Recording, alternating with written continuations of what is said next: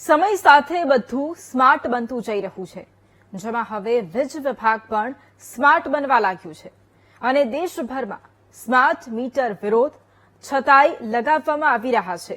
પરંતુ આ જ સ્માર્ટ મીટર હવે લોકોને હાર્ટ એટેક અપાવી શકે છે. આવું જ કંઈક બન્યું છે જેતપુરમાં એક શ્રમિક સાથે, જેના ઘરનું બિલ આવતા જ શ્રમિકના ધબકારા વધી ગયા. ત્યારે કેટલું આવ્યું શ્રમિકના ઘરનું બિલ, આવું જાણીએ.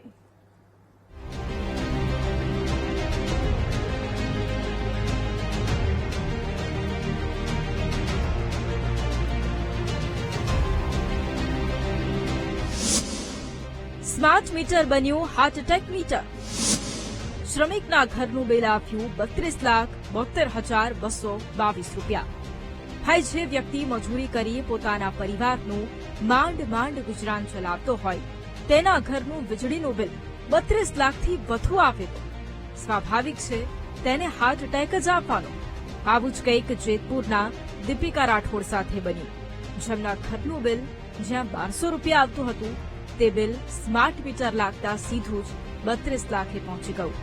બિલ જોયા પછી આ પરિવારની હાલત કેવી થઈ, સાંભળો.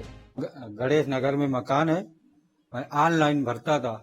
हर महीने हमारा स्टार्टिंग से 300-400 ऐसे आता था, फिर 1000 आया, जैसे थोड़ा सामान बढ़ता गया. फिर उसके बाद में लास्ट नवंबर महीने में हमारा मीटर फॉल्ट हुआ, उसकी शिकायत किया. उसमें भी हमने लिख के दिया कि हमको स्मार्ट मीटर नहीं चाहिए. फिर भी स्मार्ट मीटर लगाया. स्मार्ट मीटर के बाद में 3 महीना हो गया है, अभी कोई ना तो फोन आया ना कुछ. मैसेज जरूर आया है 32,72,222 रुपए का. खाने में काम करने वाले मजदूर हैं, 700-800 की नौकरी करते हैं रोज की. इतना रुपया कहाँ से भरेंगे? और 1600 रुपए बिल आता था 2 महीने का, कभी 1200 आता था. अब 2.5 महीने का बिल, जब से स्मार्ट मीटर डाला है, जब से 2.5 महीने का बिल इतना 33 लाख रुपए हो रहा है. बताओ हम लोग कहाँ से भरेंगे?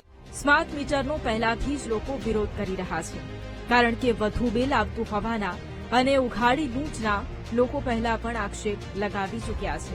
પરંતુ અહીં તો પીજીવીસીએલના છબરડાને કારણે સ્માર્ટ મીટરના પહેલા બિલે જ શ્રમિકની હાલત ખરાબ કરી નાખી.